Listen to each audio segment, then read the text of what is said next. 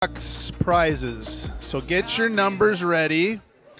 And when I call your number, put your hand in the air and leave your hand in the air until you get your prize, okay? Oh, hello to everybody who's live streaming. We just went live, so everybody say hi. Hi, everybody. That's really right there. And okay. Okay, so let's go. Number one. Wait, can I just say That's one me. thing first? No, let's just do it. No, I just was going to say one thing first. That I'm so glad my son and Tom and Cornelia and my sister and Elliot are here. Yay! Okay. A little aside there. Hi, Mom. So, number one, raise your hand. Okay. Do I have to go? Wait. Don't. She keeps trying to take the mic from me. Okay, number one's right here. You have won a set of 8 Christmas kitchen towels. Woo! All right. Right there. So what am I doing? What do I just... Number 2? Number 2. What do you want me to say now? Okay, Amazon gift card for $25. $25. Okay, number 3. There we go. Kamisha. She gets a Season of Joy snack bowl filled with treats. I'm not sure what the treats are, but it's filled with them. Okay. Number 4. Where's 4? Nobody has 4? Oh, there we go. There we go. A Crayola bath activity bucket with finger paint soap, bath bombs, and body wash pens. Body wash pens. All right. Could be interesting. I don't know. Okay, let's just not say anything. Okay. Number 5. 5's right here. You have a $25 gift card for Red Robin. Okay, number 6. Who's 6? 6. Oh, there's 6. Okay. Bon Maman 12 Days of Christmas limited edition jars of mini spreads. Mini spreads. All right, Nathaniel gets mini spreads. Number 7. Back here, all right. You have a Berkshire Collection white faux fur throw. Faux fur throw. It's a faux fur throw. Faux fur. Okay, wait. It's not real fur. It's faux fur. Oh my gosh. Not 8. 8. Okay, there's 8. Hey, I think that table is they're cheating or something. Okay. 8 Panda Express gift card, $25. All right, Frank, Kung Pao chicken. Okay, number 9. All right. So when I was a kid, our thermoses had like glass on the inside, and if you dropped them, they broke, right? Okay, you get a thermo flask set of 2, 24-ounce, double wall, vacuum insulated stainless steel water bottles. Those are indestructible. I was much younger. We didn't have glass in our thermo flasks. Okay, 10. I know, I'm getting to it. Okay, 10. 10, back there. No 10. Okay, there's 10. Decorative nutcracker tin filled with chocolate truffles. All right, Vivian, perfect for Christmas. Number 11. There we go. All right. Number 11, you have a $25 gift card for the Cheesecake Factory. Woo! Okay, 12. 12. Okay, ooh, 12. Okay. Steve Madden black glove and hat set, which will look very darling on her. All right, May. Awesome. 13. 13. Kenneth Parker, 13. I need to see. I know. Anton Berg. Anton Berg selection. I better put my glasses on. Anton Berg's selection of 64 liquor-filled dark chocolates, not to be consumed at one sitting, Kenneth. That's hilarious, dear. Okay, 14. This is a good one. 14. Oh, awesome. Home Depot gift card for $25. Number 15. 15's back here. Okay, you have a yard of bubble gum. I don't even know what that means. But I just want to see her blow a bubble. Okay. Okay, dear. Oh, Lord. Okay, 16. Okay. Oh, awesome, Valerie. Bellevue Luxury candle set of 4, 12-ounce soy blend with essential oil fragrances. And my husband wrote something funny. No, I didn't. That was on the last one. Okay. Okay, here we go. 17. Who's got 17? I want to. Oh, perfect, Matt. Matt, you have won Conrad the Corn Squishmallow. I don't know what that is either.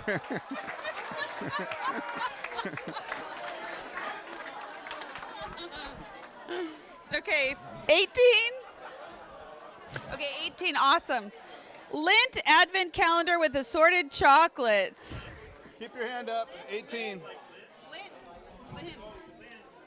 Number 19. Oh, boy side, 19. $25 gift card to the Cheesecake Factory. 20. 20. Okay, okay, there we go. Oh my gosh, you guys I think are cheating over there. There's like 12 presents over there. Okay, Americana Classics electric white tea kettle. for all the tea you make. Keep your hands up in the air so they can find you. Like you just don't care. Tea kettle. Here comes the tea kettle. Okay. Look at him bring the tea kettle. Number 21. All right. An Onyx Bistro gift certificate of $40 and a bottle of Brick Mason wine. That's a good one. 22. Keep your hand up. Is that 22? Are they 22? Wait, where's 20? Oh, 22. Okay, awesome. Woohoo! The Ultimate Throw luxurious faux fur plaid plush throw. Wow. That's a lot of plush. All right, just a few more here. Number 23. All right, Kenny. Frida's Kitchen Artisan Pizza gift card, $50. 24. Oh my gosh, you guys have a lot of winners too. 24 Global Gourmet set of 12 hot sauce collection with recipe book. Woo! Oh my gosh. All right, Judith, good luck with that. Number 25. This is a good one. Oh, 25. A Lucerne Italian restaurant gift certificate for 2 worth $75. Look at that. 70, not 75. It says 70. Okay, 26. Becky. Woohoo! Tower of Games. We have a Tower of Games. You can bring the Tower of Games to work and we can play on your breaks. Okay, that does it for the golden boxes. Thank you very much. Are you done with me? Yes, I'm done with you. He's done with me. Thank you. Okay, that was fun. Now everybody take a breath.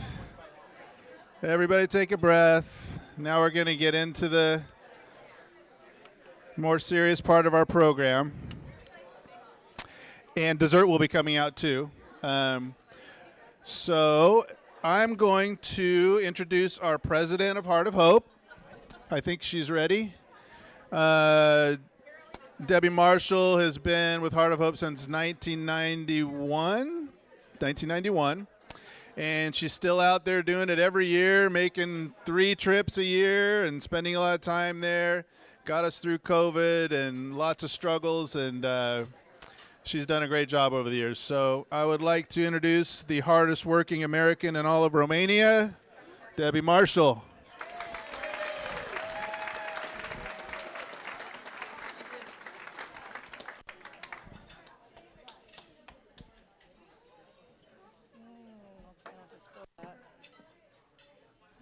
Thank you. Thanks.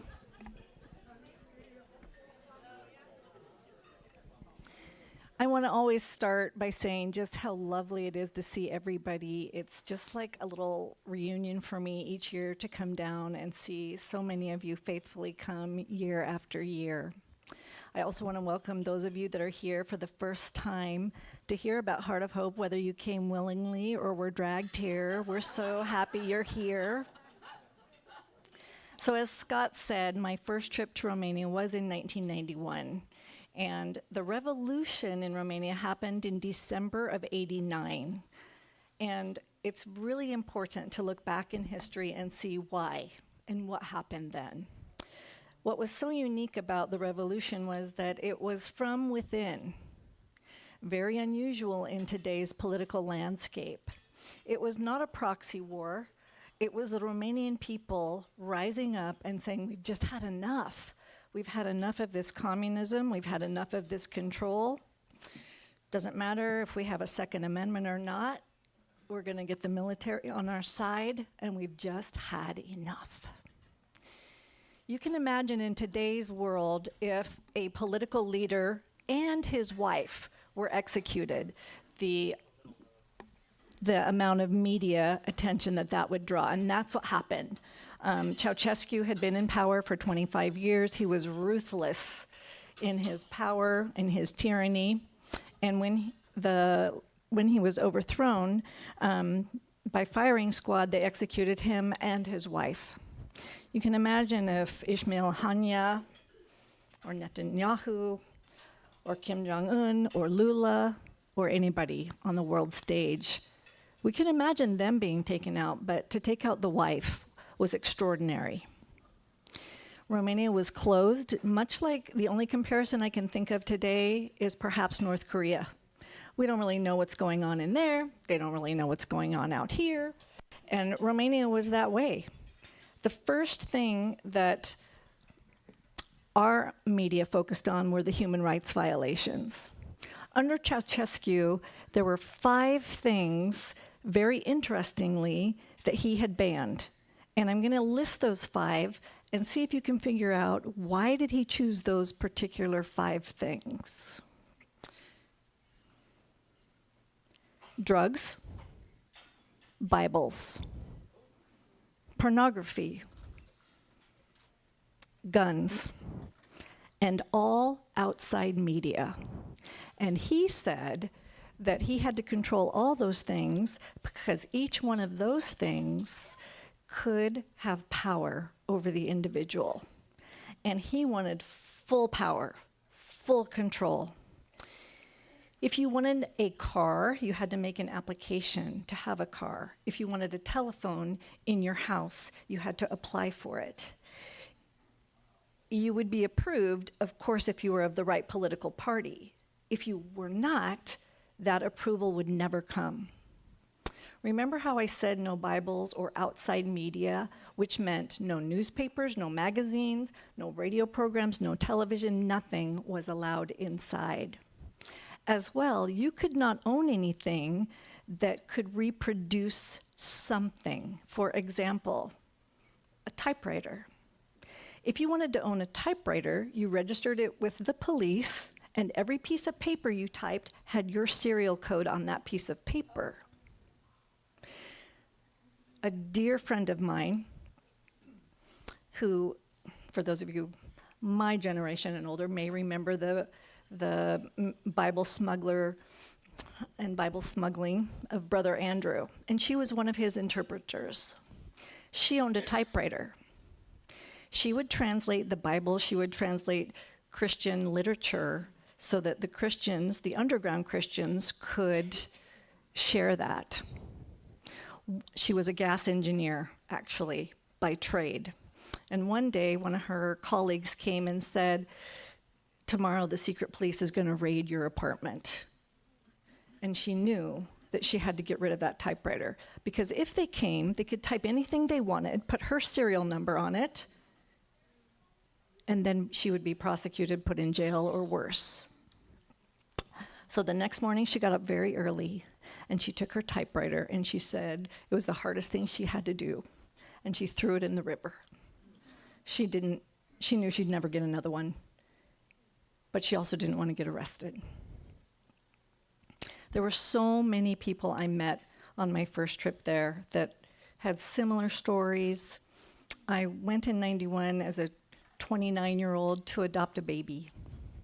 My husband and I had adopted a son in the United States, and we've been praying, Lord, where can we adopt another baby from? And I remember one night watching 2020, and they were showing the plight of the Romanian orphans, and I went in, and I woke my husband up, and I said, I think we're supposed to adopt a baby from Romania. And because he and I both went through the public school system, he said, where's Romania? So we had to get out a map, honestly, and we knew it was like somewhere over there, but figure out where that was. But the Lord was gracious, and he led me to the first person that had adopted in the United States, so we were able to adopt. And when I went there, I was like, you know, I'm sure that TV just made it way worse than what it would be, but when I got there, it was indescribable. At that time, I was literally stepping over naked, starving children. My own daughter that I adopted at 8 months of age, they let me visit her orphanage 2 times for 10 minutes. They knew I was coming to visit her. And you know, when you pick up your sweet little baby under the armpits, both times that I was there, she was wet in urine all the way there, even though I was there to visit. We took her home with bed sores from the back of her head to her tailbone to her belly button and everywhere in between. That was just one. When I got on the plane with my dad to come back home, my husband couldn't take that much time off from work. I looked out the window and it was snowing and they were trying to de-ice the plane, and I was like, I'm never ever coming back to this hellhole. And those were my words to him, because the suffering I had seen was so intense and so great. But the Lord worked on my heart when I got home and said, I need you to go back. And I said, I'm a little girl from Vancouver, Washington. I don't know how to do this. I don't have any money. We could barely buy a plane ticket. And the Lord said, I don't need you to provide that. I just need you to be willing to go. And somehow here we are 30 years later. The 90s were full of humanitarian aid. It was food, it was medicine, it was replacing toilets and heating systems and roofs and all the things. I met Scott. Scott came on a dental team. He was supposed to go to another country, and the Lord redirected him to Romania. And he came in 98. And that's how Scott and I met. Scott was in Romania in the 90s, and in 92, so was Roxanne, through a different mission trip. Is there anyone else in the 90s that had gone to Romania besides Scott and Roxanne here tonight? Anita. Anita was Scott's assistant on, hygienist, on that trip. Oh my goodness. The decades of 2000 forward, I call our building decade. In 2000, we decided to build a summer camp. I'd been facilitating all kinds of teams, dental teams, optometry teams, pediatric therapy teams, but we were just going to them, and they weren't getting out of their institutions. So the Lord put a burden on our heart to build Camp of the Good Shepherd. We started off in my most horrific way with tents, because I don't like tents. But that's how we started. And then we had a church come alongside us that built us beautiful cabins. And we were able to authorized to take 48 children per week from their institution for an entire week of Christian nourishment and Christian love and compassion and care. Many of you from 2000 to 2010, that decade, came and volunteered with us either on an optometry team, a dental team, a camp team. If you came in that decade, would you please stand so people here know who you are? Thank you.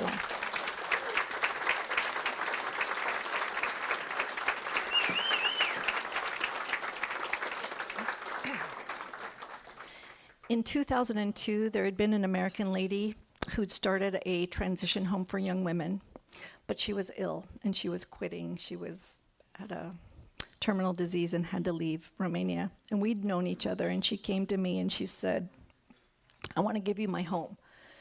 I want to give you this home for young women because I know who you are, I know what you do, and I know you'll continue that work. So in 2002, we inherited the Home of Hope for Young Women. That's a place, that's a home that we can take when a girl finishes either at the placement center, orphanage, or if they're from an impoverished situation and they want more education, they can come to our home. Scott mentioned that. He was asking me, and I think we've had around 77 or 78 young women over the years come through, because they stay a long time. I want them to go to university, so they might stay 3 years, 4 years. If they get their master's, they might be with us longer. You're going to meet some of them in just a minute. So from 2010 until today, we've continued the camps, we've continued the Home of Hope, some volunteer teams, dental teams, teaching teams, foster family teams, pediatric therapy teams. And then, of course, in 2020, COVID came. If you volunteered with us from 2010 to 2020, could you please stand up? Thank you.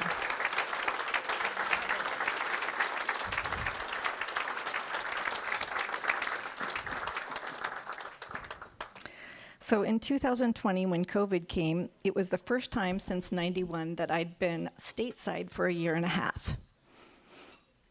And my marriage survived it. My husband survived it. I know it'd be hard to tell. I might not be the easiest person to live with, but we made it even through COVID with me being home for a year and a half. After COVID, the international flight restriction ended in June of 2021. So it was too quick to put together volunteer teams that summer to come.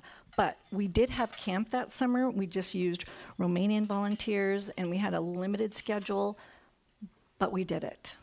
And then in 2022, what happened? The war. And those of you that were here last year know about our refugees that we took. We are, where we're at in Romania, we're 8 hours from the Ukraine border. And so we had 43 refugees come, and we opened Camp of the Good Shepherd for them. They have amazing stories. Every one of them have individual stories. None of them knew each other. They just fled with whatever they could carry.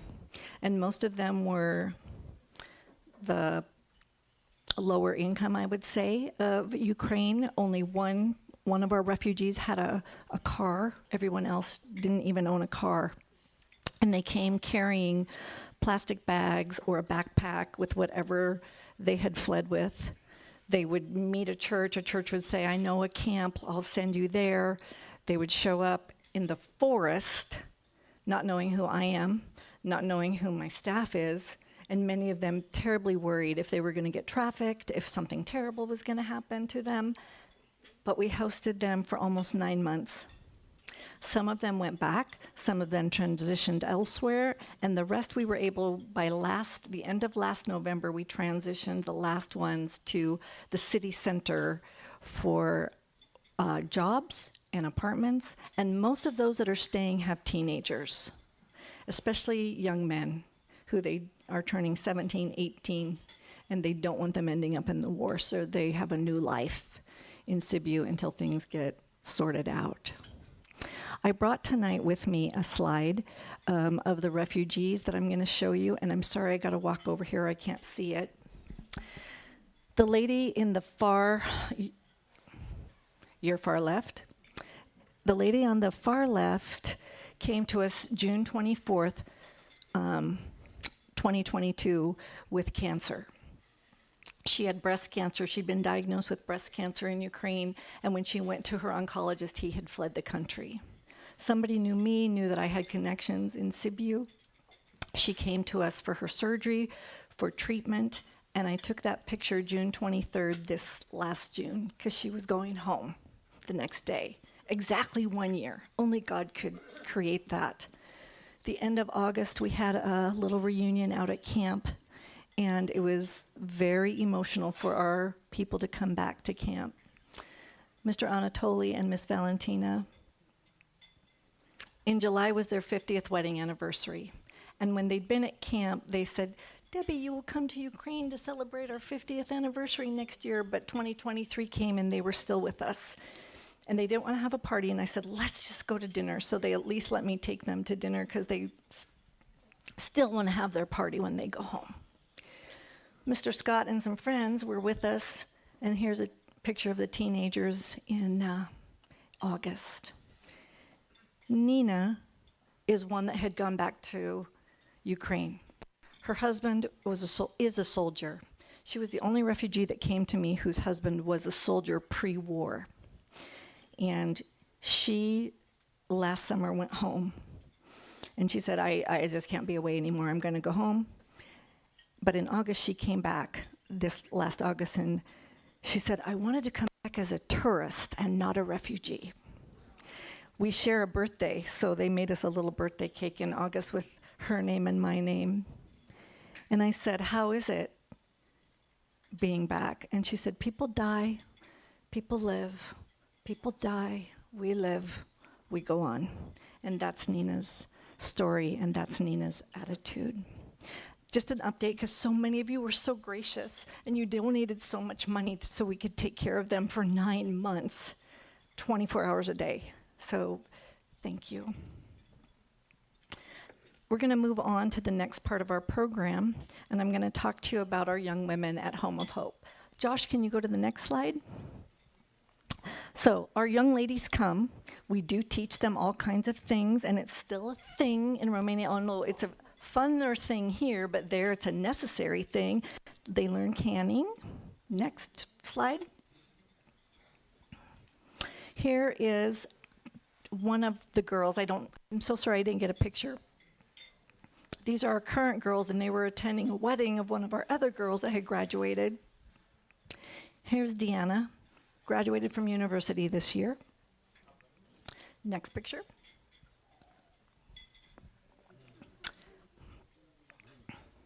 Ooh, I don't want to cry. So,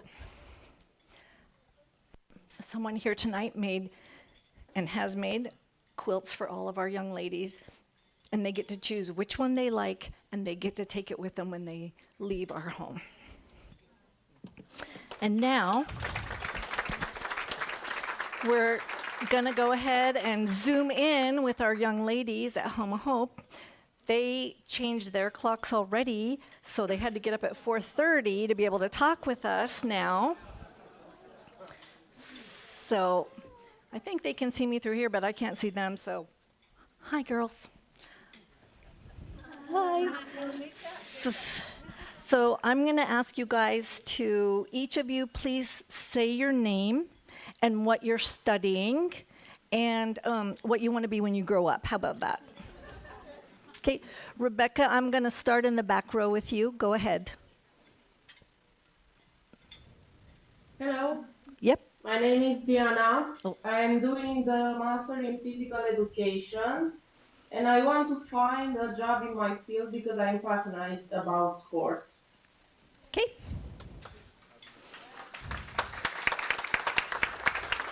Hi, my name is Cristina. I am working as a kindergarten teacher, and I'm doing my master's degree in sociology. Okay. Hi, I'm Sarah. I'm doing the massage course, massage therapy, and I'm looking for a job. Okay. Hi, my name is Madalena. I study communication and public relations, and also I work part-time for a cafe, and in future I want to work for a company in PR. Okay. Hi, I'm Melania. I'm in my last year of college, and I study nursing, and I want to be a nurse. Good. Hello, my name is Lizu. I am 23 years old, and I was working in intensive therapy in a clinic. Hi, my name is Magda. I'm 22 years old. I'm studying my master's degree in pedagogy, and I also work as a primary school teacher. Hi, I'm Rebecca, and I am in the second year of the pedagogy primary school, and I just started working as a teacher.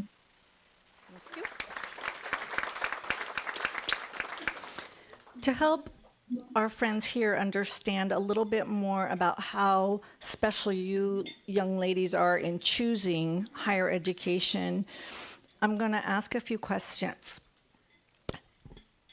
Would you raise your hand if any of your mothers attended university? Did any of your mothers graduate from high school? No, none of you. Did I know some of your home situations, and did any of your mothers have a driver's license to drive a car? No. Did any of your moms, or I should say which one, any of your moms have a washing machine and a dryer in their house?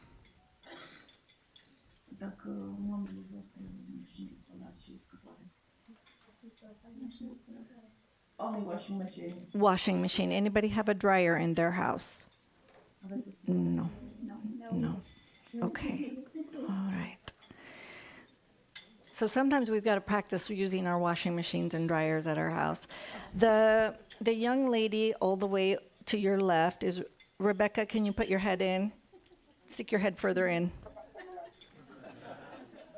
So Rebecca is our manager of Home of Hope now, but she was once a graduate of Home of Hope, and she's such an underachiever that she got a master's degree in languages and speaks English, German, French, Romanian, but now she has been back with us since 2019, helping and managing the girls. Tonight, I just want to quickly talk to Diana, because Diana, you graduated this year. And Diana has an unusual story. Most of our girls, or a lot of our girls, I should say, don't really have relationships or close relationships with their biological families, but Diana does. So Diana, could you tell us why you're at Home of Hope? I came to Home of Hope because my parents have health problems. My father has cirrhosis and my mother has back surgery. And only my father has a regular job, and for this reason they couldn't support me and my brother with education. And when you came to Sibiu, you knew right away that you wanted to be a PE teacher, a physical education teacher, correct? Rebecca, you can translate. It's okay. Yes, yes.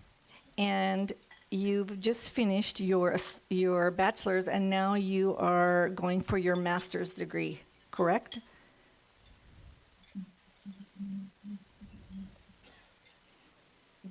Yes, yeah, that's right. And you've been working to be able to provide things for yourself, like hygiene items and other things, and saving money. And where have you been working? What have you been doing? Yeah, right now I'm working a part-time job at a call center. So it's very common. She works in a call center, so you know when you call and you get foreigners that you can't understand. So that's what Diana is doing and working. And then, Diana, you've also worked several times with us with the kids from the centers at camp. You've helped at Christmas, Easter, when we give the gifts. What's that been like for you, working with children from the centers? Yeah, for me it was challenging. It was a bit hard, but I like it. Um, I like the most the love of the children for us, for the people that came to help them. And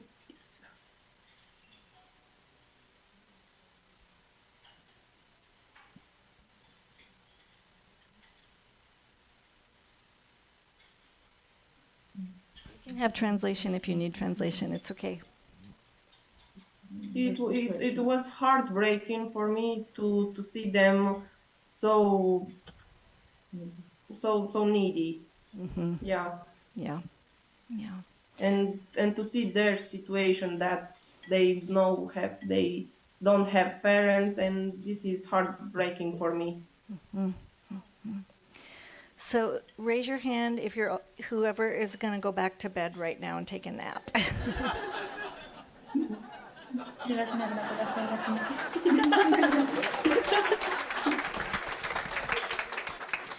So we're about to close off the camera, but before we do, Melania, would you raise your hand? Rebecca, can you translate?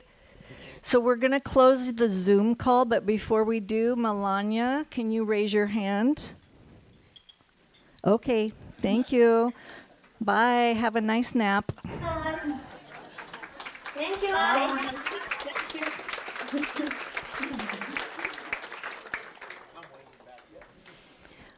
I had Melania raise her hand because I want to tell you something about her. This summer, I noticed, of course I noticed, that she had a car. And it was a car. It was under 2,000 euro kind of car. And I said, I knew she'd paid for herself to get her driver's license. But I asked her, how'd you get this car?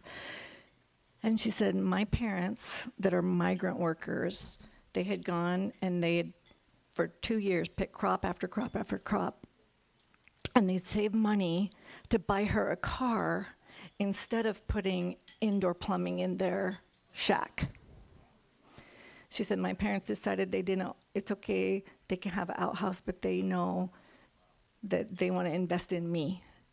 And so they got me this car. It's just something, we never have to make that choice. But there's people that do have to make that choice. Scott, would you like to come up and introduce our next speaker? Thank you, Debbie. Okay. All right. Thank you, Debbie. So next, we're going to have some friends of ours come up, Tom and Cornelia Lynch. And they've been family friends of Roxanne's family since she was a kid, and now longtime friends of mine as well. Tom's been a mentor to me also. He's with the Stamps Foundation, which gives to Christian charitable organizations. He's been with them for 40 years. He's the chairman. And for a long time, they've been giving $5,000 grants annually. I think it's been like 15 years. It's been a long time.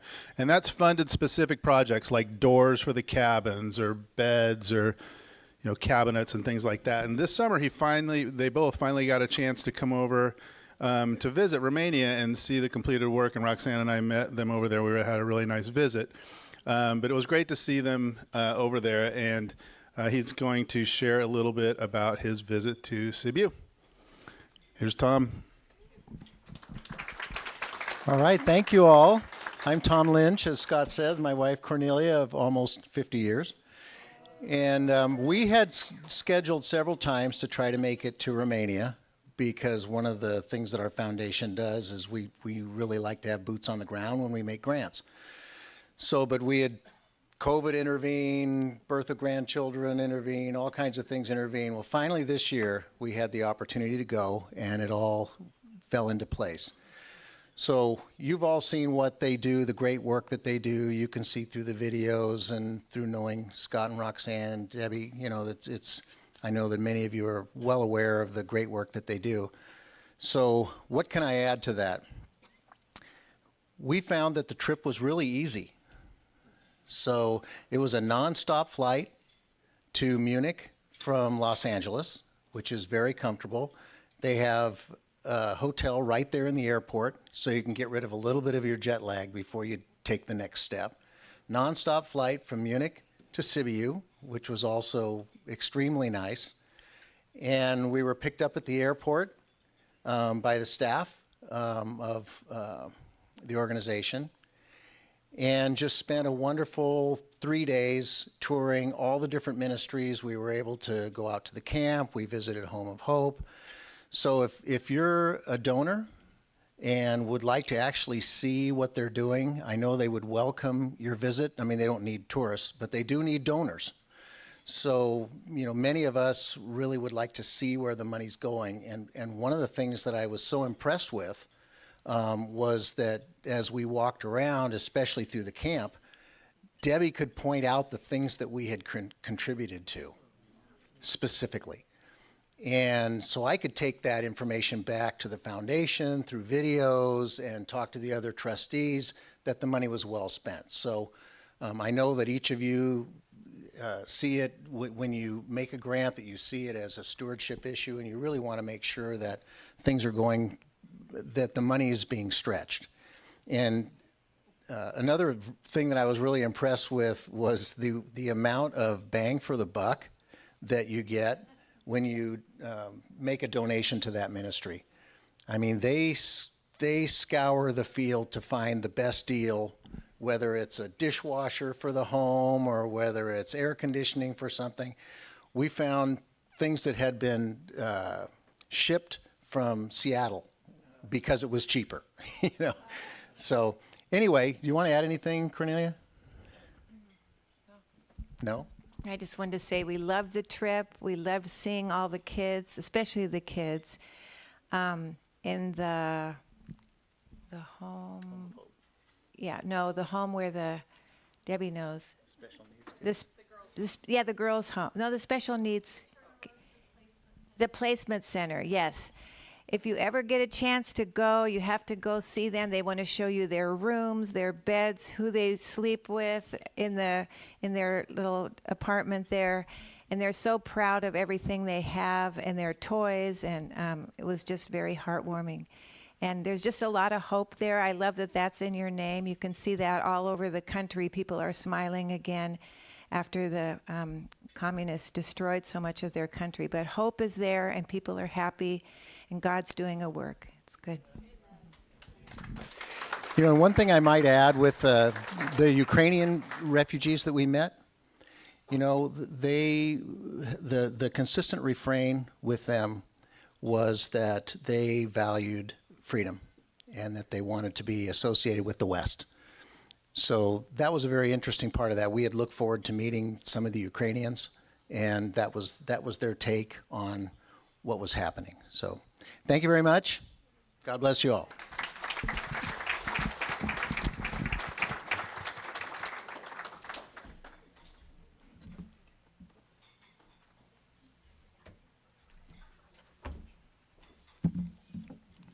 For those of you that have come for a long time, you know that we usually have a longer video, and tonight I wanted to do more pictures, except I have one video that I'd like to show you because for the first time, I finally had somebody come and volunteer at camp that had a drone that could fly over the camp and videotape it. So we're going to show you just a short 3-minute video of both camp and also some other things. So go ahead, Josh, and let's see that drone video.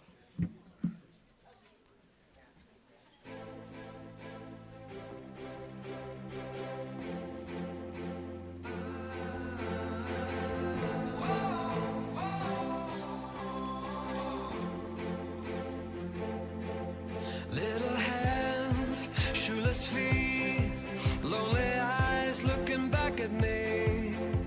Will we leave behind the innocent to grieve? On their own, on the run, when their lives have only begun. These could be our daughters and our sons. And just like a drum, I can hear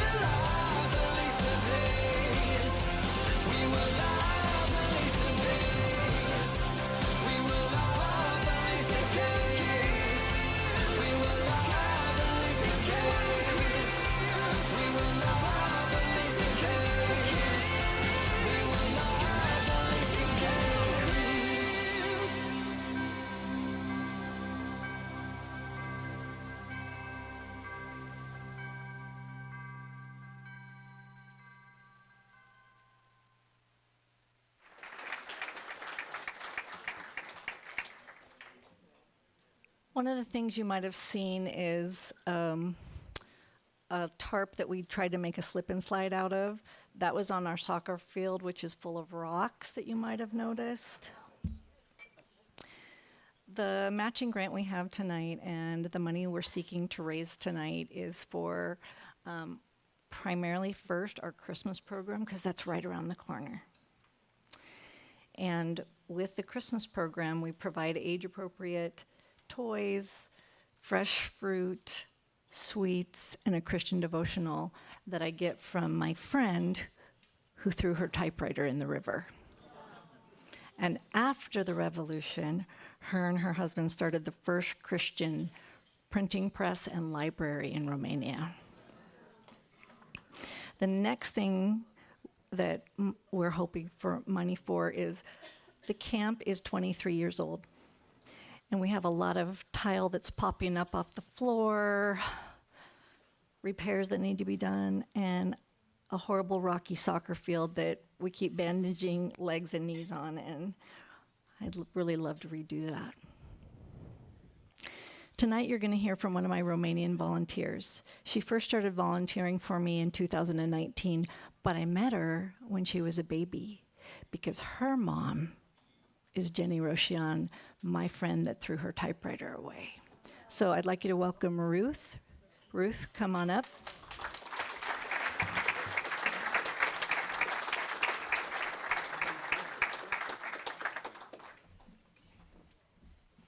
Good evening.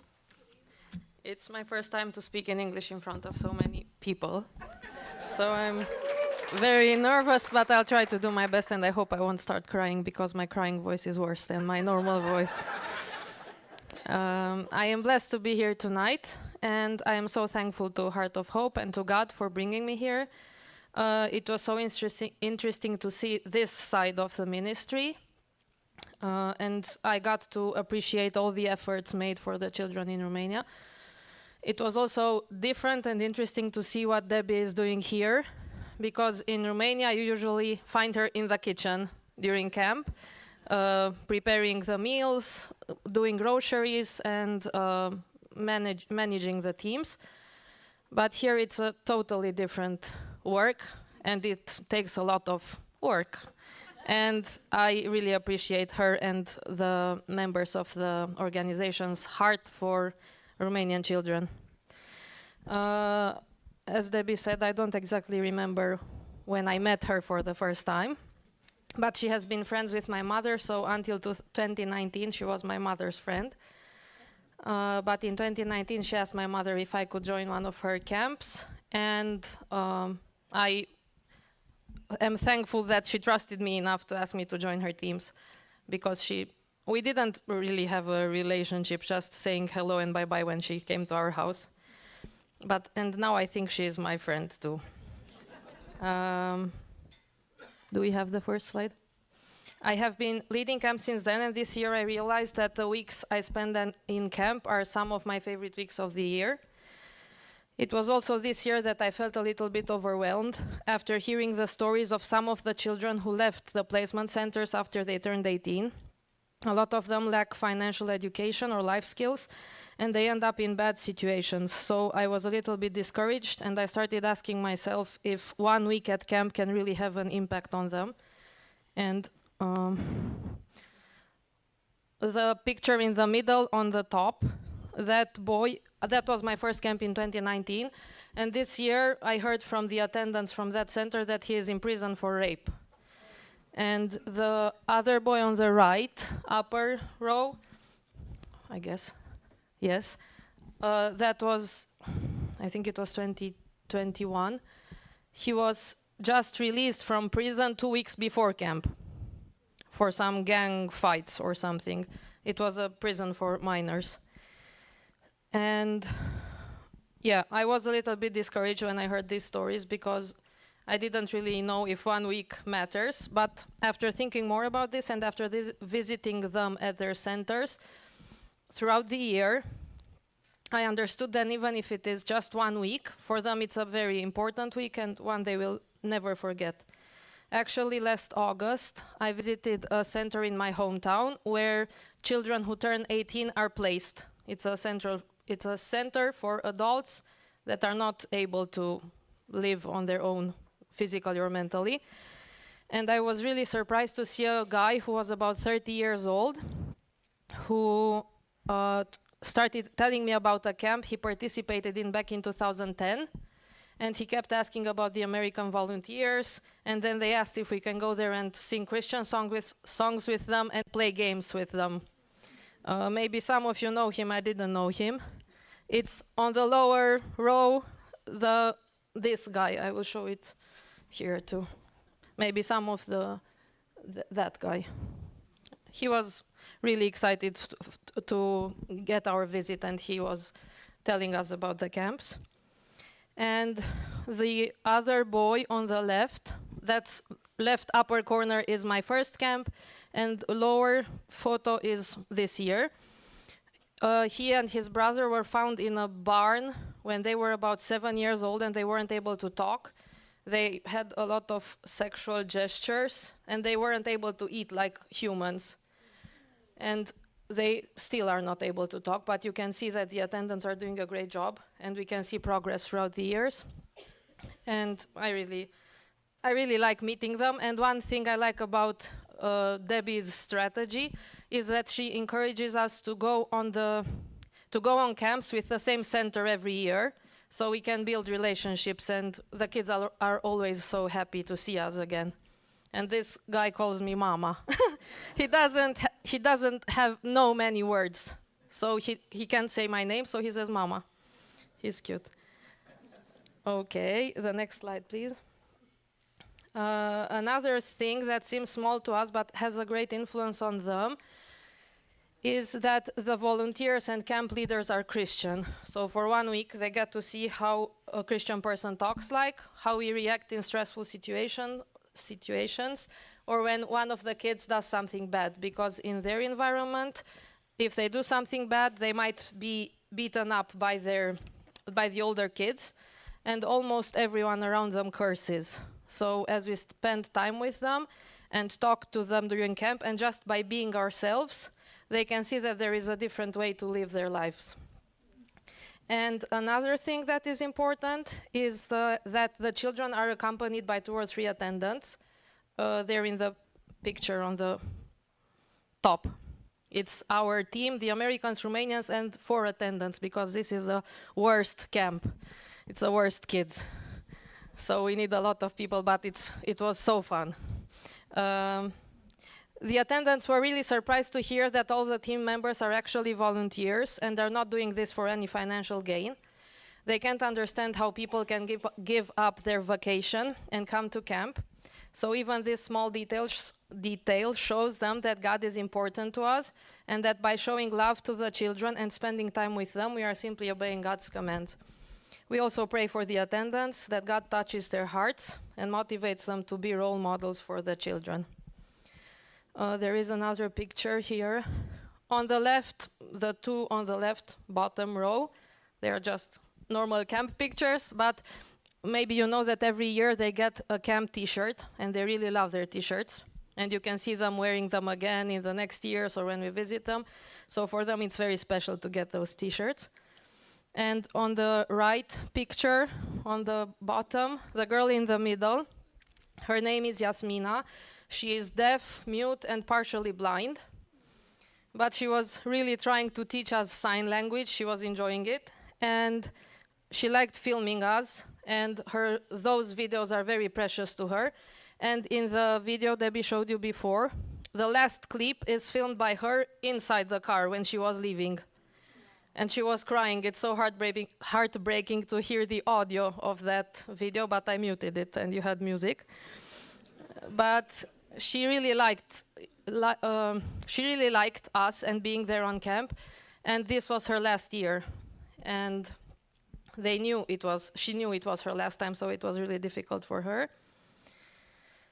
Okay, after spending 1 or 2 weeks at camp with the children, sometimes I feel so helpless, realizing that even if I give them my contact details, I can't keep in touch with 30 or 60 kids throughout the year, and I can't help them all. But what I decided to do is to pray that God places the right persons around them, wherever they end up going. I try talking to the children from time to time, but I know that God is in control, and if I pray and ask him for help, he can make sure that the kids meet other people who can be a good influence in their lives. That was my part about the camps, and then I have two more slides. Like I said, I have been leading camps since 2019, but this year in April was the first time for me to join the Oaks Christian High School team and to translate for the students. It's different. It is different from the camps because this time the Americans have the same ages as the kids they visit. So it's interesting for us to see this. The Romanian kids are fascinated by the Americans, and the Americans, I hope that they also got to appreciate what they have and how they have been raised when they see the other kids. We visited some poor villages together to distribute food, and then we visited some of the placement centers where we gave them snacks, shoes, and other necessary toiletry items. The American students also had the chance to do some sightseeing. In the picture down you can see the town of Sibiu, which is quite famous. I guess many of you know it. And I was really honored to have the chance yesterday to visit the school here and to meet again Matt and Jen, who are going to be their chaperones next year. And next slide, please. During that week, we also had the 4-day VBS program in the same center that Cornelia was talking about, Turnul Roșu. And the children loved to play with the American students and to do the crafts that were prepared for them. The boy on the left asked me to help him write a letter in English for Debbie. It says, "Dear Debbie, thank you for bringing the volunteers to Turnul Roșu. I was happy to meet them and to play with them. Thank you. With love from Ionuț. I love you so much." I love you so much. He didn't need translation for that. He knew how to write it. As you can see, the time we spend with the children matters, and we wouldn't be able to do all this without your support. So I think the most important thing you can do here in the United States is to pray for the children, pray for their attendance, pray for us, and support the ministry. If you have money, donate. If you have time, pray. And if you have time and money, you can come and volunteer in Romania. Okay. Thank you.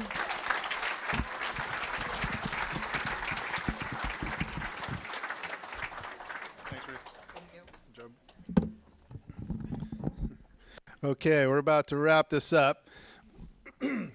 So consistency bears fruit, and long-term relationships are the key to this ministry. It's led to renewed lives and hope for a lot of kids that really didn't have that safety net, as you can see. But there's still work to do. Debbie mentioned soccer field and playground. That's next on our list. Those of you who have been there know the muddy soccer field. And we really have a vision of that being leveled out, artificial turf, soccer field, playground, and we're hoping with tonight generous donations that maybe by this time next year I might be able to show you pictures of that. Sometimes, as we've seen with Ukraine, the plans, we don't even know the direction that the plans are going to lead us, that God's plan is going to lead this ministry. Romania is moving more towards a foster care system rather than an orphanage system. And we think that we may be involved in foster care relief and respite at the camp in the future. And also as a host camp for other Christian groups that come, that's already being used that way. So Hebrews 6:10-12 says, "God is not unjust. He will not forget your work and the love you have shown him as you have helped his people and continue to help them. We want each of you to show this same diligence to the very end so that what you hope for may be fully realized." God has big plans with this ministry, and we hope that you're all in for the ride in the future. So tonight we're asking again for your generosity, your sacrificial generosity. You guys have been so faithful over the years, 18 years. I hope we've made the point tonight that your support has been critical. This really, we're not just saying this. This would not exist without the people in this room and the people who have been in this room. It's been a game changer for hundreds of kids. So you all have your envelopes that you on your tables that tell you what you got in the silent auction, what you're in for there, and this is the time that we just ask you take a little minute, think about it, pray about it, and write on a card anything more that you'd like to give on that card, and you can stick it in the envelope and drop it off at the front. Or is there a basket to leave it on the table too, or is it just at the? I think it's better to leave it, drop it off at the front on the way out. Can I show them this? Oh, Debbie wants to show you something. I'm just taking over like usual. Your contribution card, for those of you that haven't been here, I'm just going to clarify what this is for you. So where you see up here where it says auction invoice, you would write the amount. If you won something and you were distributed a receipt, you'll know what that is. Underneath is your opportunity to contribute to our matching grant. So tonight we have a $5,000 matching grant, so anything up to that will be matched.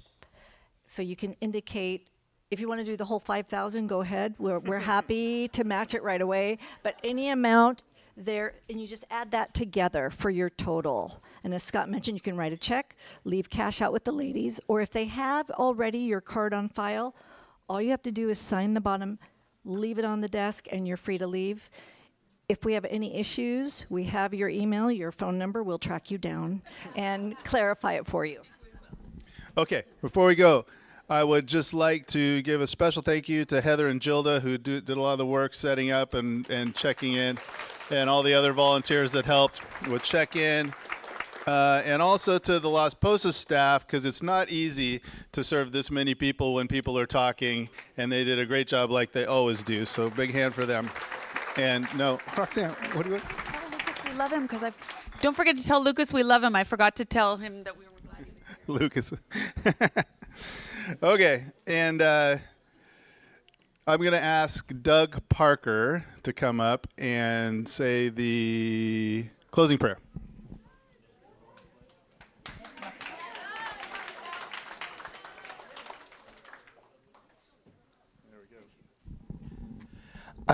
Just before I do that, I was privileged to be part of the team that went to Romania this summer, and it was a real eye-opener, to say the least, and it is a wonderful program.